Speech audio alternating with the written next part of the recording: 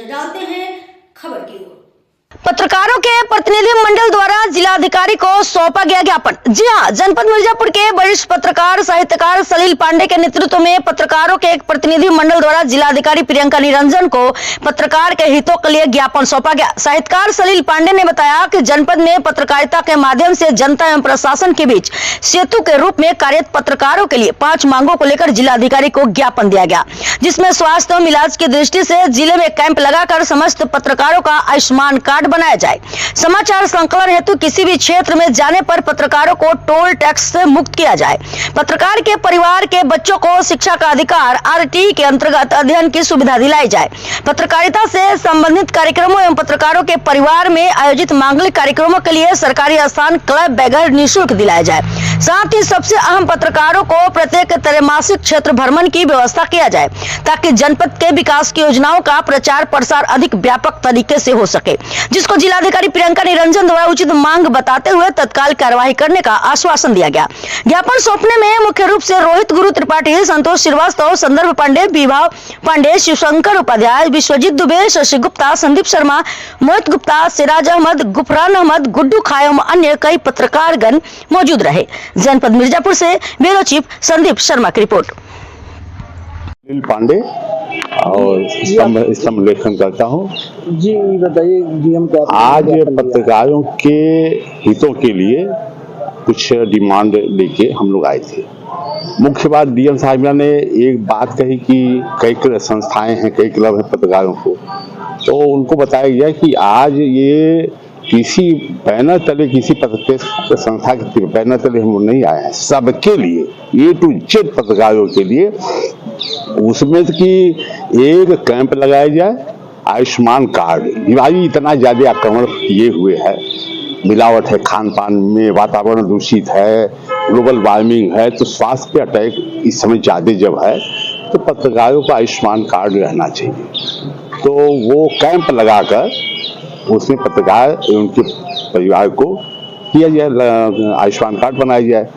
दूसरी डिमांड की ये रखा गया उनके सामने कि पत्रकारों के बच्चों को आरटीई योजना, शिक्षा के अधिकार योजना में उनका अलग से कोटा बने, एक संख्या तय कर दिया जाए और उसके हिसाब से उनके बच्चों को उसमें अलग से उनको आवंटित किया जाए, विद्यालय पढ़ने की शिक्षा की व्यवस्था हो।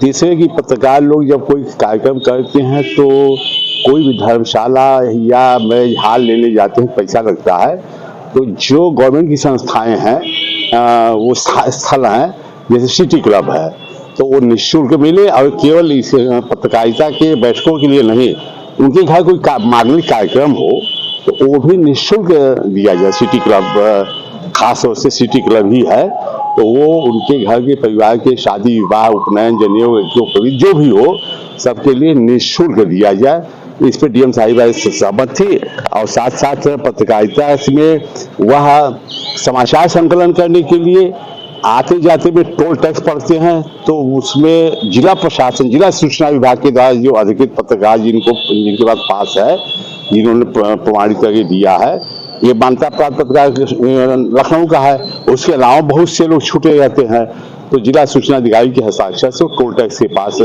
मौजूद हो, टोल टैक्स की छूट दी जाए। और साथ साथ पत्रकारों के संबंध में ये हुआ कि त्रैमासिक बैठक पहले होता था, बैठकें होती थी कि एक तरफ संबंधित विभाग के अधिकारी बैठ जाते थे, एक तरफ पत्रकार लोग सब प्रश्न पूछे जाते थे। ये लुप्त है, उससे एक संदेश जाएगा जिले भर के विभागों में कि नहीं, ये प्रशासन पारदर्शी स्वरूप चाहता है। अगर किसी विभाग में चले जाइए, सब टालते हैं, बताने से पीछे हटते हैं, जनता जानना चाहती है। जैसे आज हम लोगों ने पूछा कि जो लाल निशान, एक भय का वातावरण शहर के अंदर है, तो डीएम साहब ने बताया, उस पर विस्तार से बताया कि जो राजस्व के अभिलेखों में जहां तक की जमीन है उसको वहां हम चिन्हीकरण किए हैं।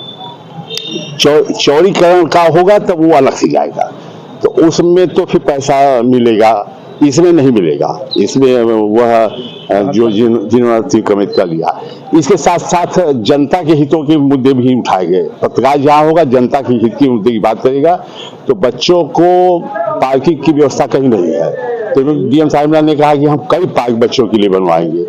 तो शास्त्री ब्रिज पे वह है डिवाइडर पे लगे हुए हैं ऊपरी पास के लोग, तो वहाँ उसके लिए वृक्ष लगाया जाए, वो प्राविधान है बताई गई CSR योजना के अंतर्गत उसमें वृक्ष लगाया जाए। तो ऐसे तमाम मुद्दे थे। डीएम ऑफिस के बगल वाला डीएम ऑफिस के बगल में जो कंपनी घाट से पेंटून ब्रिज पार्क का नहीं, डीएम साहब के ऑफिस के बगल में जो है, उपाध्याय जी ने, शिवशंकर उपाध्याय जी ने कहा उसको बुजुर्गों को टहलने के लिए खोला जाए। डीएम साहिबा सहमत हुई, तो डीएम साहिबा ने जो सहमति तमाम बिंदुओं पर दी, यह इसके लिए वह सराहनीय उनका निर्णय था।